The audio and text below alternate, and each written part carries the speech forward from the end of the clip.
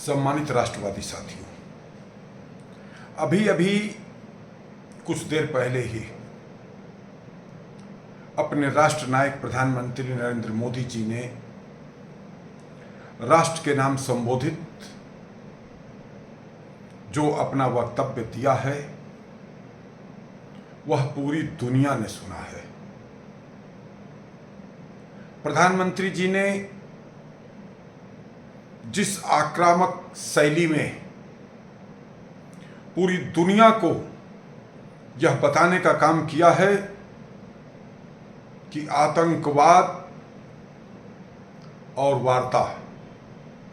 दोनों एक साथ नहीं होगी। उन्होंने स्पष्ट किया कि आतंकवाद और व्यापार दोनों नहीं चलेगा। उन्होंने स्पष्ट कर दिया कि जल और खून दोनों एक साथ नहीं बहेगा। प्रधानमंत्री जी ने अपने वक्तव्य में पूरी तरह से साफ कर दिया कि अगर पाकिस्तान से कोई वार्ता होगी तो आतंकवाद पर होगी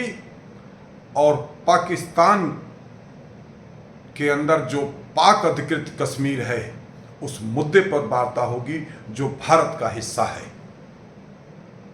सम्मानित साथियों, प्रधानमंत्री जी के वक्तव्य के बाद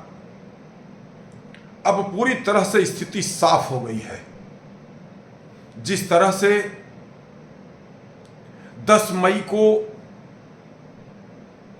जब पाकिस्तान के उच्च सैन्य अधिकारियों ने भारत के उच्च सैन्य अधिकारी से फोन पर वार्ता करते हुए और उस दौरान पाकिस्तान में जो 6 मई की रात्रि 1:30 बजे से और 10 मई के दरमियान जो आतंकवादी स्थलों का विनाश हुआ, जो बड़े बड़े आतंकवादियों को धूल चटाई गई, उन्हें मौत के घाट उतारा गया और आतंकवाद के समर्थन में जब पाकिस्तान सेना ने प्रतिकार किया तो उस पाकिस्तानी सेना का भी प्रतिकार करते हुए पूरी आक्रामक शैली में जिस तरीके से भारत के नौजवानों ने, सेना ने जो है तहस नहस करने का, जिस तरीके से हनुमान जी ने लंका जलाया था उस तरीके का जब अभियान चलाया तो पाकिस्तान घुटने के बल आकर के पूरे विश्व में जो है शांति की अपील करने लगा, मध्यस्थता की अपील करने लगा। और उसके बाद जब पाकिस्तान के उच्च सेना नायक ने हमारे देश के सेना नायक से संपर्क कर यह आश्वासन दिया कि आतंकवाद का अब हम तो साहस नहीं करेंगे, हमारी तरफ से कोई भी जो है सीज फायर नहीं होगा, तो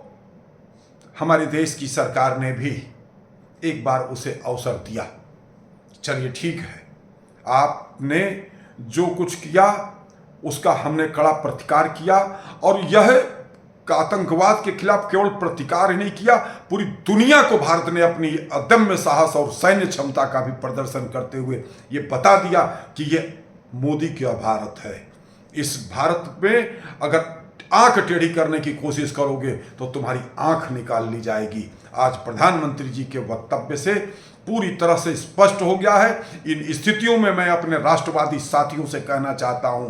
भ्रमित मत होइए। कुछ हमारे अपने साथी भी जो है इस दौरान भ्रमित हुए थे जब पाकिस्तान, जब 10 मई को युद्ध, हम उसको युद्ध तो नहीं कह सकते हैं क्योंकि हमारी सेना ने तो, हमारे देश ने पहले ही